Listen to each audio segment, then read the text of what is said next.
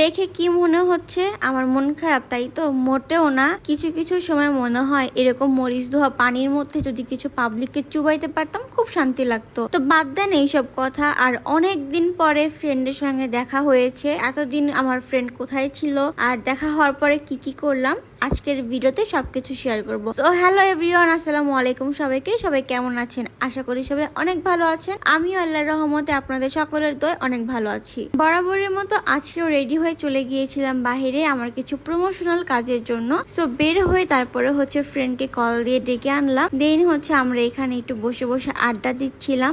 আড্ডা দিতে দিতে আমরা কিছু স্মৃতি স্মরণ করছিলাম, বিকজ একটা সময় এই জায়গাটা আমাদের মোস্ট ফেভারিট একটা প্লেস ছিল।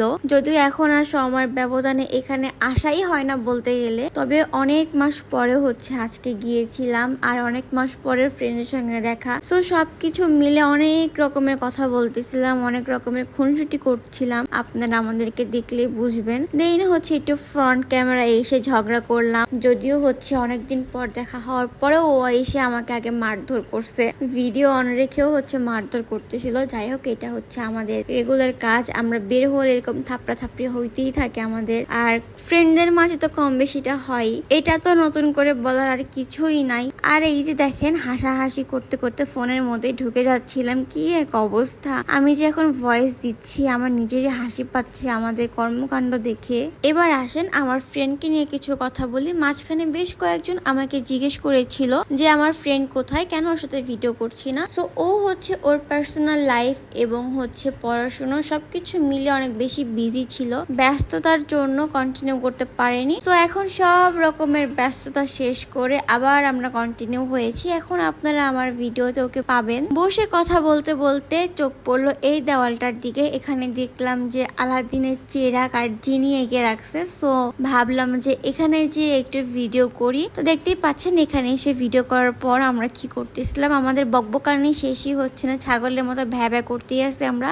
আর আমাদের ভ্যাবা কখনো শেষ হবে না গাইস, এটাই হচ্ছে আমরা। আরে আমি তো বলতে ভুলেই গিয়েছিলাম, আজকে আমি মূলত যে প্রমোশনের জন্য বের হয়েছি সেটা ছিল আমার ক্যারি করা এই ড্রেসটা। এই ড্রেসটা এত সুন্দর। আগেই বলে রাখছি, এই ড্রেসটা আমি যে পেজ থেকে নিয়েছি, পেজটা কিন্তু আমার ক্যাপশনে অবশ্যই মেনশন করা থাকবে। সো তোমরা চেক আউট করতে ভুলো না। আর আমাকে ইনবক্সে কেউ জিজ্ঞেস করবো কোন পেজ থেকে নিয়েছি, পেজটা আমার অলরেডি ক্যাপশনে মেনশন করা আছে, তারপর আমি স্ক্রিনে দিয়ে দিচ্ছি। আর এই থ্রি পিসটা ছিল কিন্তু কটনের। তোমরা যারা কটন লাভার আছো তারা কিন্তু ইজিলি নিতে পারো ড্রেসটি। আর এখন যেহেতু অনেক বেশি গরমে কিন্তু কটনের ড্রেসগুলো মোস্ট পপুলার লিস্টে থাকে। তোমরা চাইলে এই ড্রেসটা রেগুলার ওয়্যারের জন্য নিতে পারো। আর আজকের ভিডিওটি কে কোথা থেকে দেখতেছো আমাকে জানাবা, এবং আজকে আমাকে কেমন লাগতেছিল সেটা কিন্তু কমেন্ট সেকশনে জানাতে ভুলবা না। অন্যদিকে আমার ফ্রেন্ডের কাজ ছিল দেখে ও চলে গেছে। তারপরে হচ্ছে এখানে আমি বসে বসে একটু চা খাচ্ছিলাম। আর এটা কি চা তোমরা বলো তো দেখি, কে কে খাইছো?